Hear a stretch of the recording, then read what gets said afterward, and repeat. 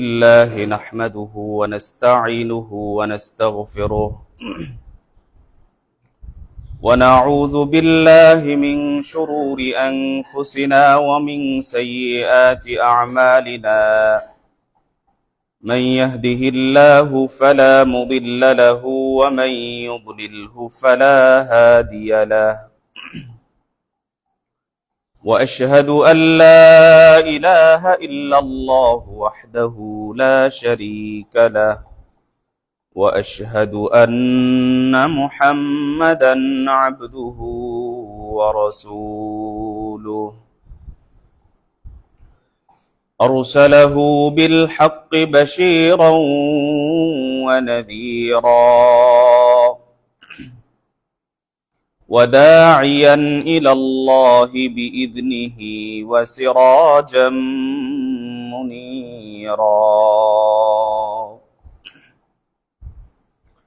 أما بعد فإن خير الحديث كتاب الله وخير الهدي هدي محمد صلى الله عليه وسلم وشر الأمور محدثاتها وكل محدثة بدعة وكل بدعة ضلالة وكل ضلالة في النار. أعوذ بالله من الشيطان الرجيم. بسم الله الرحمن الرحيم. يا أيها الناس اتقوا ربكم الذي خلقكم من نفس واحدة وخلق منها زوجها وبث منهما رجالا كثيرا ونساء واتقوا الله الذي تساءلون به والأرحام إن الله كان عليكم رقيبا. يا أيها الذين آمنوا اتقوا الله حق تقاته ولا تموتن إلا وأنتم مسلمون. يا أيها الذين آمنوا اتقوا الله وقولوا قولا سديدا يصلح لكم أعمالكم ويغفر لكم ذنوبكم ومن يطع الله ورسوله فقد فاز فوزا عظيما. وقال الله سبحانه وتعالى وقرن في بيوتكن ولا تبرجن تبرج الجاهلية الأولى.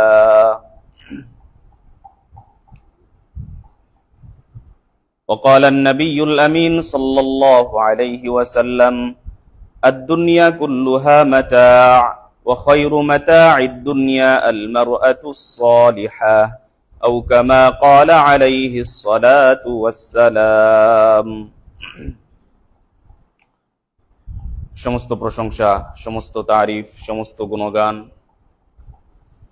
সে রব্বুল আলামিনের জন্যে, যে রব্বুল আলামিন আমাদেরকে প্রতি জুমার ন্যায় আজকেও দুনিয়ার সমস্ত ঝামেলা থেকে মুক্ত করে রব্বুল আলামিনের হুকুম জুমার ফরজ 2 রাকাত সালাত এবং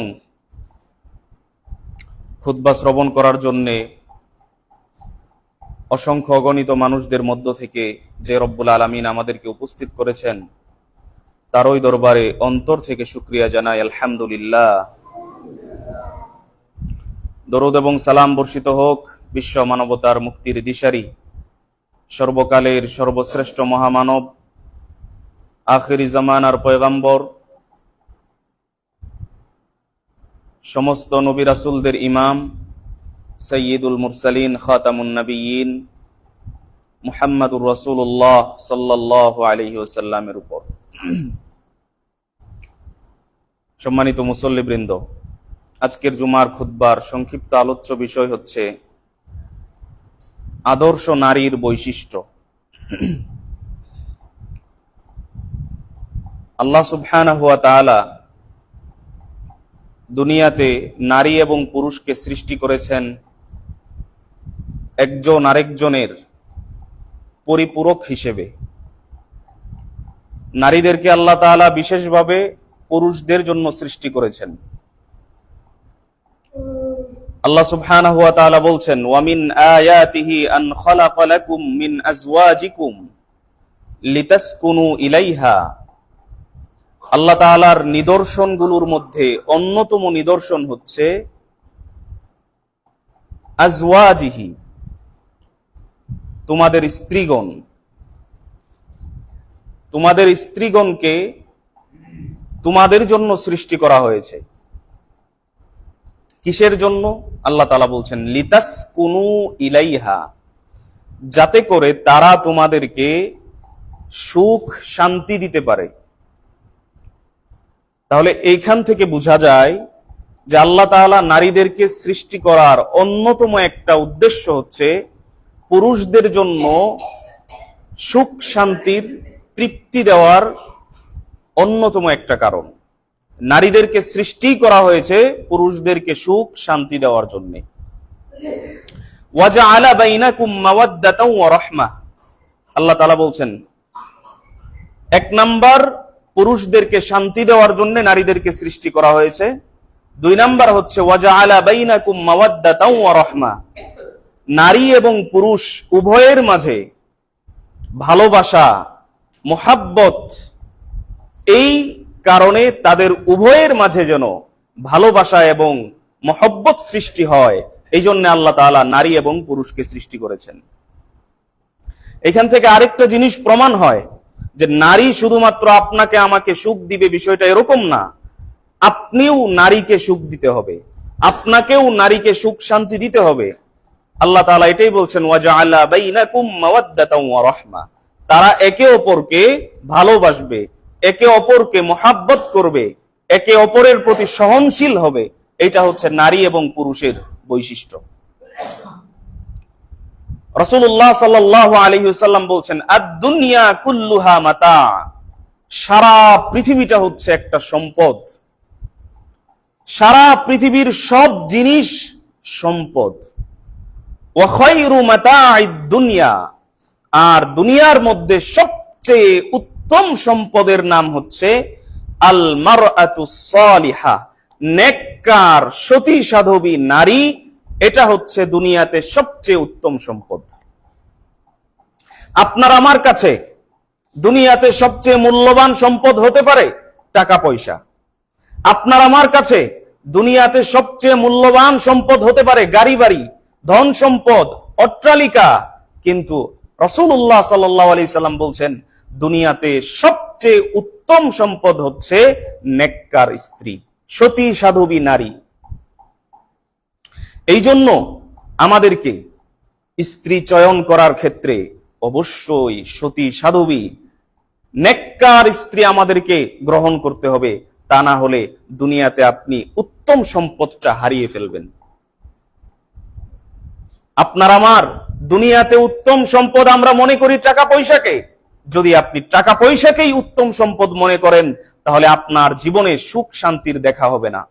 যদি আপনার ঘরে আসল উত্তম সম্পদটা না আসে, আপনার ঘরকে শান্তিময় করার জন্যে, আপনার ঘরকে সুখময় করার জন্যে একজন উত্তম সতী সাধবী নেককার স্ত্রীর বিকল্প কিছুই হতে পারে না। আপনি যতই টাকার মালিক হন না কেন, আপনি যতই ধন দৌলতের মালিক হন না কেন, আপনার ঘরে যদি নেককার স্ত্রী না থাকে, সতী সাধবী মহিলা না থাকে, তাহলে সেই ঘর কোনোদিন সেই ঘর শান্তিতে রূপান্তরিত হবে না। এজন্যই আমাদের মা বোনদেরকে সতী সাধবী হতে হবে, আদর্শ নারী হতে হবে। আদর্শ নারীর বৈশিষ্ট্য আমাদের মা বোনদের ভিতরে থাকতে হবে। সেটার প্রথম দায়িত্ব আমাদের। আমরা যারা পুরুষ আছি, যাদের ছোট ছোট মেয়ে বাচ্চারা আছে, তাদেরকে ছোট থেকেই আপনার আদর্শ নারীর যে গুণাবলী আছে এগুলো আপনার আমার সন্তানকে শিক্ষা দিতে হবে। আপনার ঘরে স্ত্রী আছে, আপনার স্ত্রীকে আপনি শিক্ষা দিবেন যে আদর্শ নারীর বৈশিষ্ট্য হচ্ছে এই। আল্লাহ রাব্বুল আলামিন যেন আমাদের নারীদেরকে আমাদের মা বোনদেরকে আদর্শ নারীর যে সমস্ত গুণাবলী আছে তাদেরকে যেন সেই গুণাবলীগুলো অর্জন করার তৌফিক দান করেন, আমিন। সর্বপ্রথম আদর্শ নারীর এক নাম্বার বৈশিষ্ট্য, আদর্শ নারীর এক নাম্বার বৈশিষ্ট্য হচ্ছে আদর্শ নারী যারা, নেককার নারী যারা, তারা তাদের ঘরে অবস্থান করে, বাহিরে বের হয় না। যদি প্রয়োজন হয়, প্রয়োজনের খাতিরে তারা পর্দার সহিত তারা বাহিরে বের হয়। আল্লাহ সুবহানাহু ওয়া তাআলা বলছেন, ওয়াকরনা ফি বুয়ুতিকুন্না ওয়ালা তাবাররাজনা তাবাররুজাল জাহিলিয়াতিল উলা। হে নারী সম্প্রদায়, ওয়াকরনা ফি বুয়ুতিকুন্না, তোমরা তোমাদের নিজেদের ঘরে অবস্থান করো। ওয়ালা তাবাররাজনা তাবাররুজাল জাহিলিয়াতিল উলা, তোমরা জাহিলি যুগের নারীদের মতো নিজেদেরকে প্রদর্শন করিয়ে বাহিরে বের হইও না, হারাম। জাহিলি যুগের নারীরা নিজেদেরকে প্রদর্শন করে বেপরদার সহিত জাহিলি যুগের নারীরা বাহিরে বের হতো। আল্লাহ তাআলা এখানে আমাদের মুসলিম মা বোনদেরকে সম্পূর্ণ নিষেধ করেছেন যে মুসলিম নারীরা তাদের ঘরে অবস্থান করবে, যদি তাদের প্রয়োজন হয় বাহিরে বের হওয়ার, একান্তই প্রয়োজন হয়, তাহলে তারা জাহিলি যুগের নারীদের মতো বের হবে না, তারা পর্দার সাথে বাহিরে বের হবে। কিন্তু আজকাল আমাদের সমাজের, আমাদের দেশের অধিকাংশ নারীদের অবস্থা কি? অধিকাংশ নারীদের অবস্থা হচ্ছে ঘরে অবস্থান করতে তাদের ভালো লাগে না। তারা বাড়ির বাহিরে, বাজারে, রাস্তাঘাটে, শহরে, যে কোনো জায়গায় নারীদের পদাচরণা বেশি। আজকে সেই জাহিলি যুগের যে অবস্থা ছিল, জাহিলি যুগের নারীরা যেই রকম নিজেদেরকে প্রদর্শন করে বাহিরে বের হতো, ঠিক আজকের যুগের আমাদের মা বোনদের অবস্থাও ঠিক এরকম হয়েছে। সেই জাহিলি যুগের অবস্থার মতো, জাহিলি যুগের নারীরা যেইভাবে নিজেদেরকে প্রদর্শন করে বাহিরে বের হতো, আজকের মা বোনদের অবস্থাও ঠিক সেরূপ। জাহিলি যুগের নারীদের মতোই তারা নিজেদেরকে প্রদর্শন করে বাড়ি থেকে বের হয়। এই জন্য নারীরা যদি নিজেদেরকে প্রদর্শন করে বাড়ি থেকে বের হয়, তাহলে সর্বপ্রথম আপনাকে আল্লাহ তাআলা কিয়ামতের মাঠে জিজ্ঞাসাবাদ করবেন। কারণ আপনি হচ্ছেন ওই নারীর অভিভাবক, আপনি হচ্ছেন আপনার স্ত্রীর অভিভাবক, আপনি হচ্ছেন আপনার মেয়ের অভিভাবক, আপনি হচ্ছেন ওই পরিবারের একজন অভিভাবক, কর্তা হিসেবে আল্লাহ তাআলা কিয়ামতের মাঠে ওই নারীকে জিজ্ঞাসা করার আগে আপনাকে আল্লাহ তাআলা জিজ্ঞাসা করবেন। রাসূলুল্লাহ সাল্লাল্লাহু আলাইহি ওয়াসাল্লাম বলছেন, আলা কুল্লুকুম রাইন ওয়া কুল্লুকুম মাসউলুন আন রাইয়াতিহি। ওহে দুনিয়ার মানুষ, জেনে রাখো, কুল্লুকুম রাইন, তোমরা প্রত্যেকেই প্রত্যেকের জায়গাতে এক একজন দায়িত্বশীল। ওয়া কুল্লুকুম মাসউলুন আন রাইয়াতিহি, আর তোমাদেরকে তোমাদের কৃত দায়িত্ব সম্পর্কে আল্লাহ তাআলা কিয়ামতের মাঠে জিজ্ঞাসা করবেন। আল্লাহ তাআলা আপনাকে জিজ্ঞাসা করার পূর্বে এক চুল পরিমাণ আপনাকে আল্লাহ তাআলা সামনে আগাতে দিবেন না। অতএব সাবধান। আজকাল মা বোনদেরকে আপনি বাধ্য করবেন আপনার ঘরে রাখার জন্য, আপনি নিজে বাধ্য করবেন। আপনার বউ, আপনার স্ত্রী কোন শরমে, কোন হায়াতে আপনার স্ত্রী বাড়ি থেকে বের হয় বেপরদায়, আপনাকে আল্লাহ তাআলা জিজ্ঞেস করবেন না মনে করছেন? আপনি যদি মনে করেন আমি 5 ওয়াক্ত সালাত আদায় করি, আমি 5 ওয়াক্ত সালাত আদায় করি, জিকির আজকার করি, হজ করে এসেছি, তারপরে যাকাত দেই, নফল সিয়াম রাখি, জিকির আজকার তাহাজ্জুদ সব আমি করি, কিন্তু আমার বউ বেপরদা করে, আপনি কশিন কালেও ভাবেন না, এটা ভাববেন না আপনি যে আপনি জান্নাতে চলে গেছেন। অসম্ভব, আপনি এটা ভাববেন না। সালাত আদায় করার পরেও অনেক মানুষ, অনেক অনেক অনেক মানুষ জাহান্নামে যাবে। 5 ওয়াক্ত সালাত আদায় করার পরেও অনেক মানুষ জাহান্নামে যাবে। আমল করতে করতে ক্লান্ত হওয়া ব্যক্তিও জাহান্নামে যাবে। এটা আমার কথা না, আল্লাহ তাআলা কোরআনুল কারীমের মধ্যে বলছেন, ফাওয়াইলুল লিল মুসাল্লিন, মুসাল্লিদের জন্য আল্লাহ তাআলা ওয়াইল নামক জাহান্নাম রেডি করে রেখেছেন। এখন মুসল্লি কারা?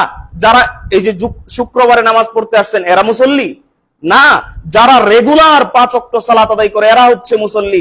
আল্লাহ তাআলা বলছেন ফাওয়াইলুল লিল মুসাল্লিন, যারা মুসল্লি, যারা 5 ওয়াক্ত সালাত আদায় করে এদের জন্য আল্লাহ তাআলা ওয়াইল নামক জাহান্নাম প্রস্তুত করে রেখেছেন। তাহলে বুঝেন মানুষ নামাজ পড়ার পরেও জাহান্নামে যাবে। তো আপনি আমি কি সেই কাতারের অন্তর্ভুক্ত হতে চাই? বুঝেন না আমার কথা। অধিকাংশ মানুষ, অনেক মানুষ সালাত আদায় করার পরেও জাহান্নামে যাবে। কিসের জন্য? তাদের খারাপ কিছু বৈশিষ্ট্য আছে, এই বৈশিষ্ট্যগুলোর জন্য। আল্লাহ তাআলা বলছেন আমিলাতুন নাসিবা, মানুষ আমল করতে করতে ক্লান্ত হয়ে যাবে। তাসলা নারান হামিয়া, অবশেষে ওই আমল করতে করতে ক্লান্ত হওয়া ব্যক্তিকে আল্লাহ তাআলা তাসলা নারান হামিয়া, প্রজ্বলিত আগুনে আল্লাহ তাআলা তাদেরকে নিক্ষেপ করবেন। তাহলে বুঝেন, মানুষ আমল করতে করতে কপালে কালো দাগ করে ফেলবে সালাত আদায় করতে করতে, হাতে তসবিহ দানা দিয়ে তসবিহ গুনতে একবারে সারাদিন সারা রাতের মধ্যে কোন তসবিহ হাত থেকে সরায় না, এরকম আমলদার মানুষ আছে। তাহাজ্জুদ মিস করে না, এরকম আমলদার মানুষ আছে। দান খয়রাত মিস করে না, অথচ তাদের বাড়িতে গিয়ে খবর দেখেন, ওদের বাড়ির বউ পর্দা করে না, ওর মেয়ে পর্দা করে না, পুত্রবধূ পর্দা করে না। বাড়িতে গিয়ে দেখেন একটা জাহিলিয়াতের অবস্থা। এই আমল তাকে আগুনে নিক্ষেপ করবে। এই আমল দিয়ে কাল কিয়ামতের মাঠে কোনো উপকার হবে না আপনার। সুতরাং আপনার এই জন্যে যদি আপনার পরিবারকে আপনি বেপরদার সুযোগ দেন, তাহলে সেই পরিবার আপনার স্ত্রীকে আল্লাহ ধরার আগে, আপনার মেয়েকে আল্লাহ তাআলা জিজ্ঞাসাবাদ করার আগে আপনাকে আল্লাহ তাআলা সর্বপ্রথম জিজ্ঞাসা করবেন। রাসূলুল্লাহ সাল্লাল্লাহু আলাইহি সাল্লাম বলছেন আল মারআতু আওরা, নারীরা হচ্ছে ঢেকে রাখার জিনিস, নারীরা হচ্ছে আবৃত করে রাখার জিনিস। ফাইদা খরাজাত, যখন নারীরা বাহিরে বের হয়, বেপরদার সাথে যখন নারীরা বাহিরে বের হয়, ইস্তাশরাফাহা শাইতান, তখন শয়তান তাদেরকে আকৃষ্ট করে, সুতরাং আমাদের মা বোনদের উচিত, যদি আমাদের মা বোনেরা আদর্শ মহিলা হিসেবে, আদর্শ নারী হিসেবে নিজেদেরকে পরিচয় দিতে চায়, তাহলে অবশ্যই তাদেরকে পর্দার সহিত বাড়িতে অবস্থান করতে হবে। 2 নাম্বার, আদর্শ নারীর 2 নাম্বার বৈশিষ্ট্য হচ্ছে, যারা সতী সাধবী নারী তারা স্বামীর আনুগত্যশীলা হয় এবং নিজেদের লজ্জাস্থানকে হেফাজতকারিণী হয়। যারা আদর্শ স্ত্রী, যারা আদর্শ নারী, তারা তাদের স্বামীদের আনুগত্যশীলা হয় এবং নিজেদের লজ্জাস্থানকে হেফাজতকারিণী হয়। আল্লাহ তাআলা বলছেন ফাসসালিহাতু কানিতাতুন লিল গায়বি বিমা হাফিজাল্লাহ, যারা সতী সাধবী নারী, যারা নেককার স্ত্রী, তারা তাদের স্বামীর আনুগত্যশীলা হয়। লিল গায়বি বিমা হাফিজাল্লাহ, 2 নাম্বার বৈশিষ্ট্য হচ্ছে তাদের স্বামীর অনুপস্থিতিতে তারা তাদের লজ্জাস্থানকে হেফাজত করে। যারা সতী সাধবী নারী তারা তাদের স্বামীর আনুগত্যশীলা হয় এবং স্বামীর অনুপস্থিতিতে তারা তাদের লজ্জাস্থানকে হেফাজত করে। এই 2টা জিনিস আপনি লক্ষ্য করেন, বর্তমান যুগে, বর্তমান সময়ে এই 2টা জিনিসের বড়ই অভাব। আমাদের মা বোনদের কাছে এই 2টা জিনিস না বললেই চলে, নাই। স্বামীর আনুগত্য করে না আজকালকের মহিলারা, স্বামীকে মেনে নেয় না। 2 নাম্বার, স্বামীর অনুপস্থিতিতে তারা তাদের লজ্জাস্থানকে হেফাজত করতে পারে না। কত মহিলা দেখবেন স্বামী থাকা সত্ত্বেও পরকীয়ার সাথে লিপ্ত হয়ে আছে। কত স্বামী দেখবেন স্বামী বিদেশে আছে, ঢাকায় আছে, বাড়িতে একা স্ত্রী রেখে চলে গেছে, মোবাইলে পরকীয়া করছে, সরাসরি পরকীয়া করছে। এগুলো কি? লজ্জাস্থানকে হেফাজত করতে পারছে না। সুতরাং আমাদের উচিত আমাদের স্ত্রীদেরকে আমাদের কন্ট্রোলের ভিতরে রাখা। আপনি আপনার স্ত্রীকে রেখে বিদেশে চলে যাবেন, বাড়িতে নাই কোনো নিরাপত্তা। আপনি আপনার স্ত্রীকে রেখে ঢাকায় চলে যাবেন, আপনার স্ত্রী বাড়িতে কি করছে না করছে সেই খবর যদি আপনি না রাখেন, তাহলে তো আপনার স্ত্রী পরকীয়া করবেই। সুতরাং আদর্শ নারীর 2 নাম্বার বৈশিষ্ট্য হচ্ছে তারা স্বামীদের আনুগত্যশীলা হয় এবং তারা তাদের লজ্জাস্থানকে হেফাজত করে। রাসূলুল্লাহ সাল্লাল্লাহু আলাইহি ওয়াসাল্লাম বলছেন, ইযা সাল্লাতিল মারআতু খামসাহা, নারীরা যদি এই কয়েকটা জিনিস করতে পারে, ইযা সাল্লাতিল মারআতু খামসাহা, যদি কোনো মহিলা 5 ওয়াক্ত সালাত আদায় করতে পারে, ওয়া সামাত শাহরাহা, 2 নাম্বার রমজান মাসের সিয়ামগুলো যদি পালন করতে পারে, ওয়া আতাআত যাওজাহা, স্বামীকে যদি মেনে নিতে পারে, স্বামীর আনুগত্য যদি করতে পারে, ওয়া হাফিজাত ফারজাহা, 4 নাম্বার হচ্ছে তার লজ্জাস্থানকে যদি হেফাজত করতে পারে। এই 4টা কাজ যদি নারীরা করতে পারে, 1 নাম্বার 5 ওয়াক্ত সালাত যদি আদায় করে, 2 নাম্বার রমজান মাসের সিয়াম যদি পালন করে, 3 নাম্বার স্বামীর আনুগত্য যদি করে, স্বামীকে যদি মেনে নিতে পারে, স্বামীর কথা ভালো না লাগলেও মেনে নিতে হবে, স্বামীর কথা তিতা লাগলেও মেনে নিতে হবে, এটা নারীর জন্য আবশ্যক। প্রত্যেকটা মহিলার জন্য আবশ্যক তার স্বামীর কথা মেনে নেওয়া। রাসূলুল্লাহ সাল্লাল্লাহু আলাইহি ওয়াসাল্লাম বলছেন, 4 নাম্বার কোন মহিলা যদি তার লজ্জাস্থানকে হেফাজত করতে পারে, এই 4টা কাজ যদি কোনো মহিলা করতে পারে, রাসূলুল্লাহ সাল্লাল্লাহু আলাইহি ওয়াসাল্লাম বলছেন, উদখুলুল জান্নাতা, উদখুলুল জান্নাতা, তাহলে ওই নারী, জান্নাতের সমস্ত দরজা ওই নারীর জন্য খুলে দেওয়া হবে। ওই নারী জান্নাতের যে কোনো দরজা দিয়ে ইচ্ছা সে জান্নাতে প্রবেশ করতে পারবে। সুবহানাল্লাহ। তাহলে বুঝেন, কোন পুরুষের জন্য আল্লাহ তাআলা এই সুসংবাদ দেয় নাই যে পুরুষরা যদি এই 4টা কাজ করতে পারে তাহলে পুরুষের জন্য জান্নাতের সব দরজা খোলা, সে জান্নাতের যে কোনো এক দরজা দিয়ে প্রবেশ করতে পারবে। এই সুসংবাদ আল্লাহ তাআলা কোন পুরুষের জন্য আল্লাহ তাআলা দেন নাই। কিন্তু মা বোনদের জন্য আল্লাহ তাআলা এই সুযোগ দিয়েছেন, নারীদের জন্য আল্লাহ তাআলা এই সুযোগ দিয়েছেন।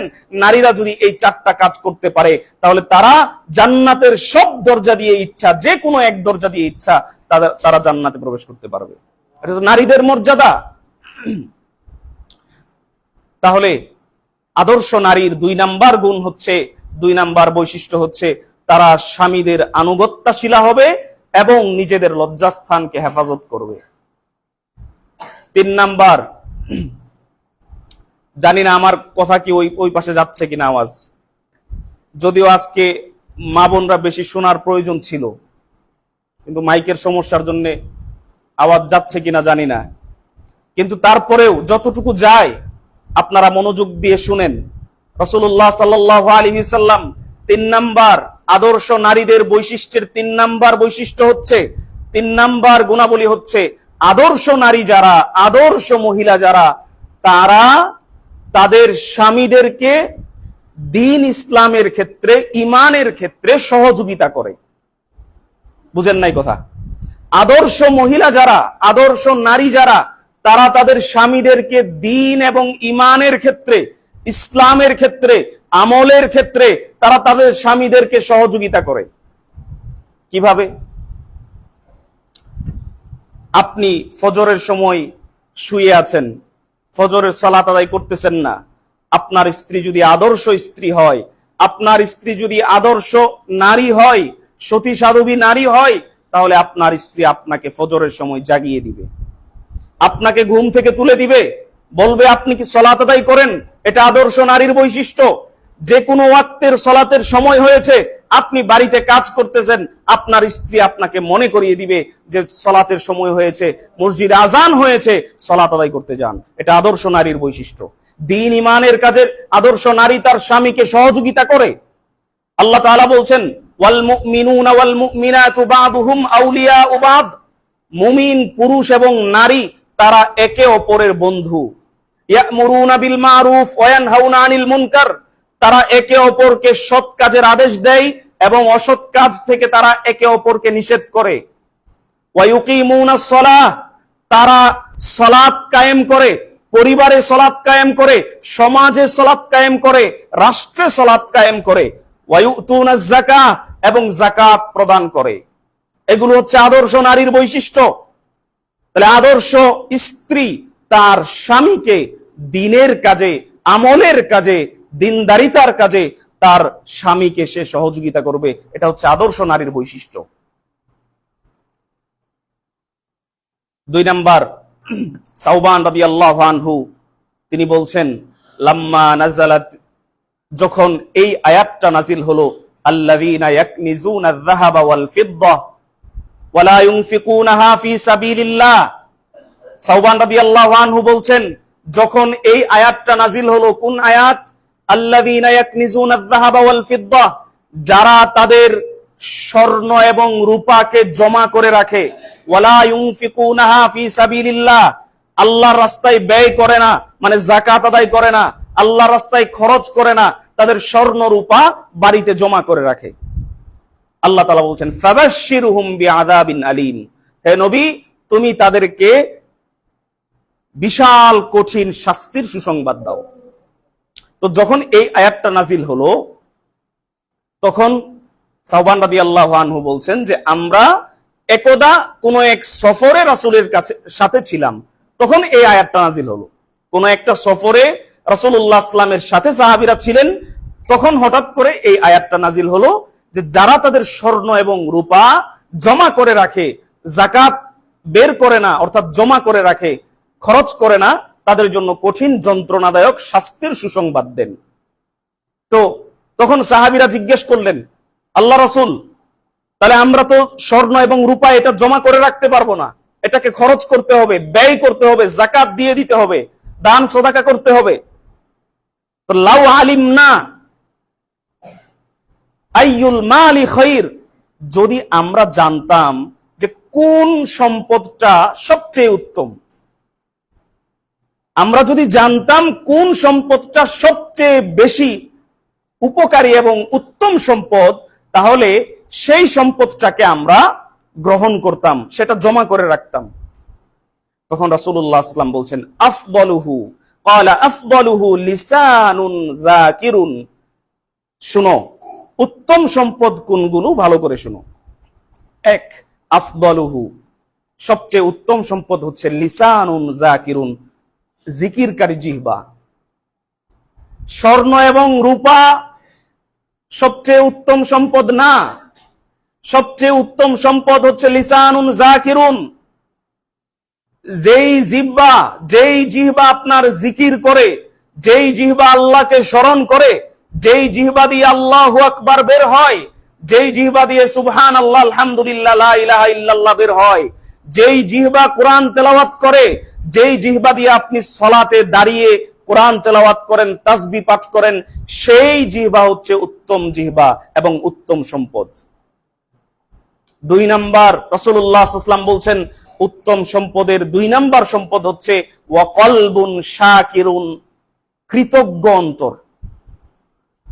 যেই অন্তর কৃতজ্ঞ, সেই অন্তর হচ্ছে উত্তম সম্পদ। আপনার অন্তর যদি কৃতজ্ঞ অন্তর না হয়, আপনি যদি আল্লাহ তাআলা আপনাকে যেই নিয়ামত দিয়েছেন, সেই নিয়ামতের শুকরিয়া যদি আপনার অন্তর না করে, তাহলে এই অন্তর আপনার উত্তম সম্পদ না। রাসূলুল্লাহ সাল্লাল্লাহু আলাইহি ওয়াসাল্লাম বলছেন, যেই অন্তর কৃতজ্ঞ হয়, সেই অন্তর হচ্ছে উত্তম সম্পদ। 3 নাম্বার, ওয়া যাওজাতুম মুমিনাতুন,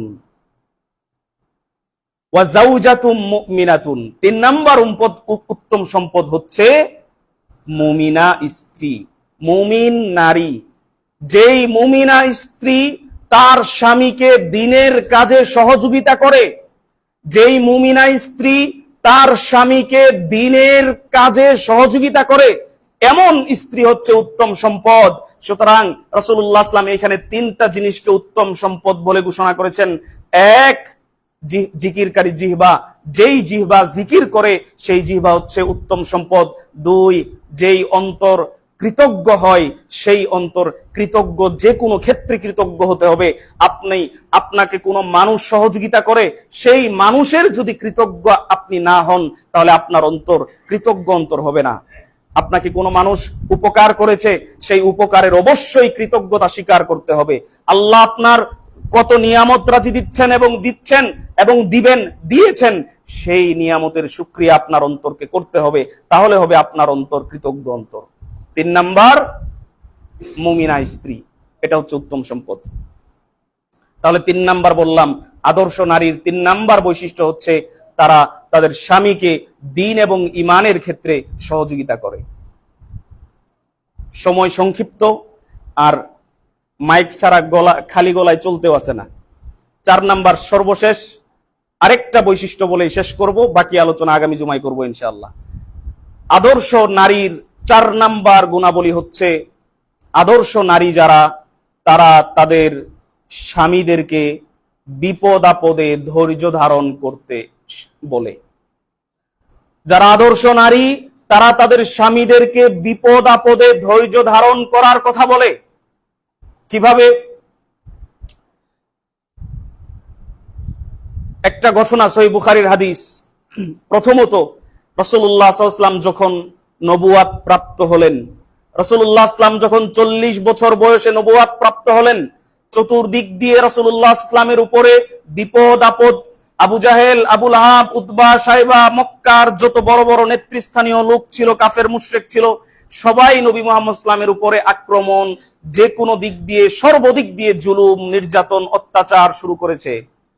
রাসূলুল্লাহ সাল্লাল্লাহু আলাইহি সাল্লাম সেই হেরা গুহায় সর্বপ্রথম কোরআনের যেই 5টা আয়াত নাজিল হলো, ওহী নাজিল হলো, যখন ওহী নাজিল হলো তখন রাসূলুল্লাহ ইসলামের উপরে 5টা সূরা আলাকের 5টা আয়াত নাজিল হলো।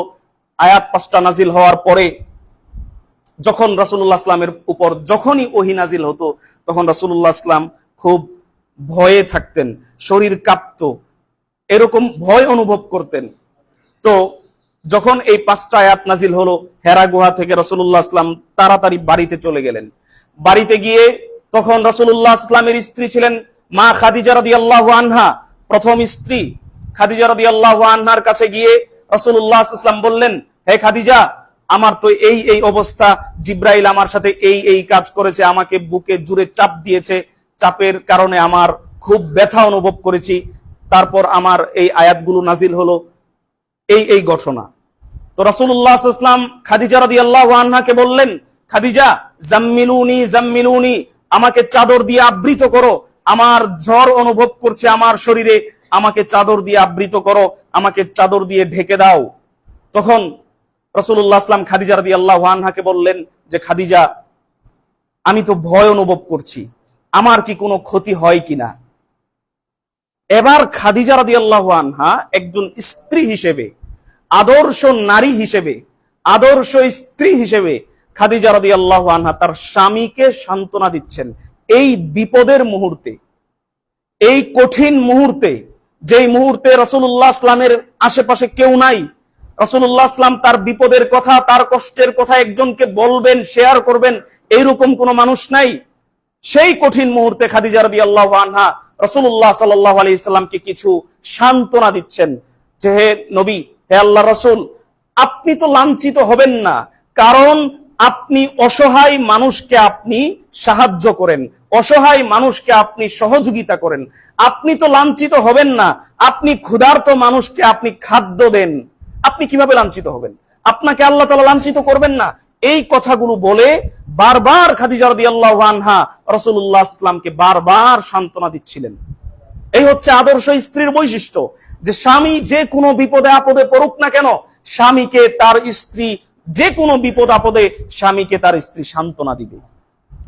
সর্বশেষ, স্বামীকে তার স্ত্রী সান্ত্বনা দিবে এরকম একটা হাদিস শুনেই আজকের আলোচনা শেষ করব। সহিহ বুখারীর হাদিস। একজন সাহাবী, তার নাম হচ্ছে আবু তালহা রাদিয়াল্লাহু আনহু। আবু তালহা রাদিয়াল্লাহু আনহুর স্ত্রীর নাম হচ্ছে উম্মে সুলাইম রাদিয়াল্লাহু আনহা। উম্মে সুলাইম এবং আবু তালহা দুইজনের ঘরে একজন ছেলে বাচ্চা ছিল। সেই বাচ্চাটা অসুস্থ ছিল। অসুস্থ অবস্থায় আবু তালহা রাদিয়াল্লাহু আনহু বাড়ি থেকে বের হয়ে গেলেন। বাড়ি থেকে বের হয়ে কোনো এক কাজে, হয় আল্লাহ রাসূলের কাছে গিয়েছিলেন অথবা অন্য কোথাও গিয়েছিলেন। তো আবু তালহা রাদিয়াল্লাহু আনহু বাড়ি থেকে চলে গেলেন, এদিক দিয়ে তার ঘরে অসুস্থ বাচ্চা। হঠাৎ করে সেই অসুস্থ বাচ্চা, আবু তালহার সেই অসুস্থ বাচ্চা মারা গেল। তো মারা যাওয়ার পর তার স্ত্রী উম্মে সুলাইম রাদিয়াল্লাহু আনহা সেই মারা যাওয়া বাচ্চাকে বাড়ির এক পাশে, ঘরের এক পাশে ভালো করে ঢেকে রেখে দিল।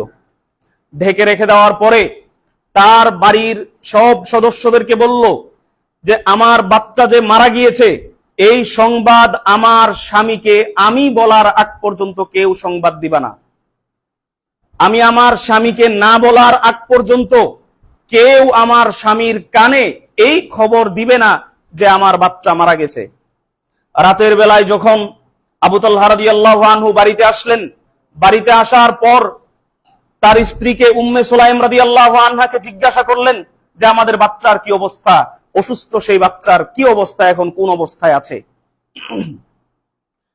মা বোনেরা ভালো করে শুনেন, কিছু কিছু সময় আপনার স্বামীর, পুরুষদের মাথায় একটু গরম গরম থাকে, বেশিরভাগ সময় আপনাকে টেকনিক খাটিয়ে কিছু হিকমত অবলম্বন করতে হয়। এগুলো যদি আপনার ইসলাম সম্পর্কে ধারণা থাকে তাহলে এই টেকনিক গুলো আপনি পালন করতে পারবেন। সাহাবীদের কাছ থেকে আমাদের শিক্ষা নিতে হবে। আবু তালহা রাদিয়াল্লাহু আনহু বাড়িতে আসলেন, বাড়িতে আসার পর তার স্ত্রীকে জিজ্ঞাসা করলেন, হে উম্মে সুলাইম, আমার সেই অসুস্থ বাচ্চার কি অবস্থা? তখন উম্মে সুলাইম রাদিয়াল্লাহু আনহা আবু তালহা রাদিয়াল্লাহু আনহুকে বললেন যে সে এখন আগের চেয়ে শান্ত আছে, সে এখন আগের চেয়ে শান্ত আছে। আগে যে এরকম নিজেকে কষ্ট অনুভব করতো অসুস্থ অবস্থায়, সেই কষ্ট এখন সে অনুভব করছে না, এখন সে আগের চেয়ে শান্ত অবস্থায় আছে। তো আবু তালহা রাদিয়াল্লাহু আনহু এই কথা শুনে তিনি একটু নিশ্চিন্ত হলেন যে আগের চেয়ে যেহেতু শান্ত আছে তার মানে মনে হয় একটু ভালো অবস্থায় আছে। উম্মে সুলাইম রাদিয়াল্লাহু আনহা আবু তালহা রাদিয়াল্লাহু আনহুকে রাতের খাবার দিলেন।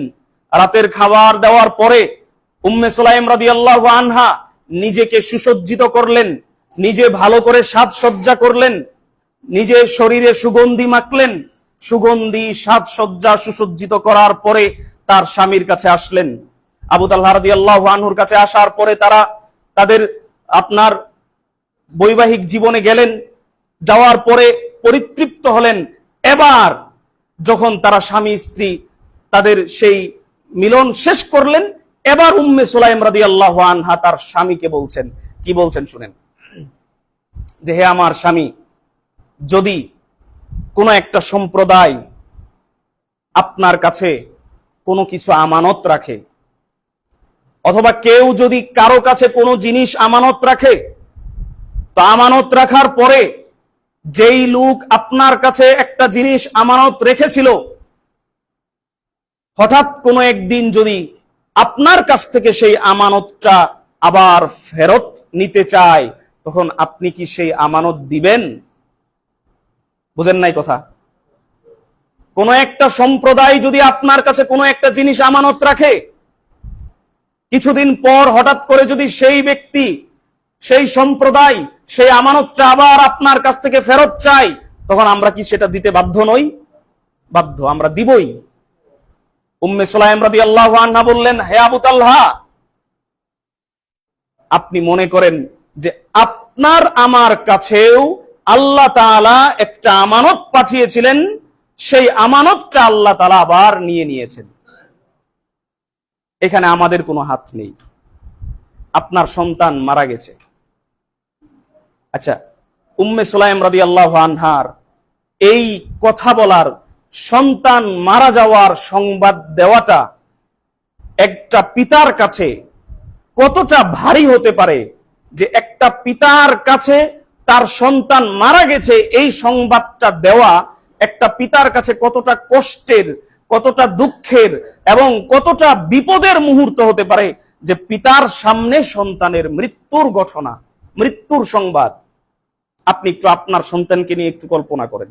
আপনার ছোট সন্তানকে আপনি কতটা ভালোবাসেন, আপনার ছোট সন্তানকে আপনি কতটা ভালোবাসেন, কতটা ভালোবেসে আপনার সন্তানকে আপনি লালন পালন করছেন। হঠাৎ করে যদি আপনি শুনেন আপনার সন্তান আল্লাহ না করুক মারা গেছে, আপনার অবস্থাটা কেমন হবে? দুনিয়াতে এর চেয়ে কষ্ট আর কিছুই হতে পারে না। সেই কঠিন মুহূর্তে উম্মে সুলাইম রাদিয়াল্লাহু আনহা তার স্বামীকে এই কথাগুলো বলে তার মৃত্যুর সংবাদ দিচ্ছেন। এটা কি আপনার কাছে কি মনে হয়? কেমন নারী হলে এই সংবাদ তার স্বামীর কাছে এইভাবে উপস্থাপন করে?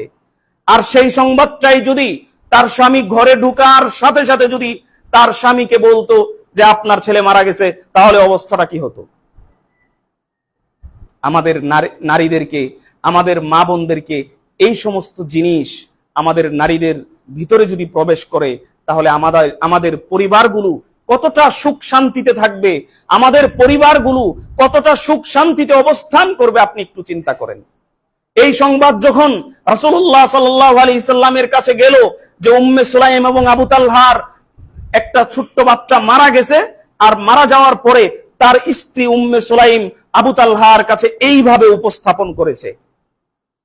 যখন রাসূলুল্লাহ সাল্লাল্লাহু আলাইহি ওয়াসাল্লামের কাছে এই সংবাদ পৌঁছলো যে উম্মে সুলাইম রাদিয়াল্লাহু আনহা তার স্বামীকে এইভাবে উপস্থাপন করে বলেছে, তখন রাসূলুল্লাহ সাল্লাল্লাহু আলাইহি ওয়াসাল্লাম তাদের জন্য দোয়া করলেন যে বারাকাল্লাহু লাকুমা, গত রাতে তোমাদের যে মিলন হয়েছে আল্লাহ তাআলা যেন তোমাদের এই মিলনে বরকত দান করেন। কিছুদিন পর আবার আল্লাহ তাআলা তাদেরকে একটা বাচ্চা দান করলেন। এই হচ্ছে সাহাবীদের ঈমান, এই হচ্ছে মহিলা সাহাবীদের ঈমান এবং তাদের বৈশিষ্ট্য। আমাদের মা বোনদেরকেও যদি আমাদের পরিবারে সুখ শান্তি ফিরিয়ে আনতে চাই, তাহলে আমাদেরকেও যেরকম আবু তালহা রাদিয়াল্লাহু আনহুর মতো ঈমানদার হতে হবে, আমাদের মা বোনদেরকেও, আমাদের স্ত্রীদেরকেও ঠিক উম্মে সুলাইম রাদিয়াল্লাহু আনহার মতোই মা বোন হতে হবে। তাহলে আমাদের পরিবারে আসবে সুখ এবং শান্তি। আল্লাহ সুবহানাহু ওয়া তাআলা যেন আমাদের সবাইকে, আমাদের মা বোনদেরকে আদর্শ নারী, আদর্শ স্ত্রী হিসেবে কবুল করেন। আল্লাহুম্মা আমিন। আল্লাহ রাব্বুল আলামিন যেন আমাদের স্ত্রীদেরকে, আমাদের মা বোনদেরকে আদর্শ নারীর যে সমস্ত বৈশিষ্ট্য আছে, যে সমস্ত গুণাবলী আছে, আল্লাহ তাআলা যেন তাদেরকে সেই সমস্ত গুণাবলী এবং বৈশিষ্ট্য অর্জন করার তৌফিক দান করেন। আমিন।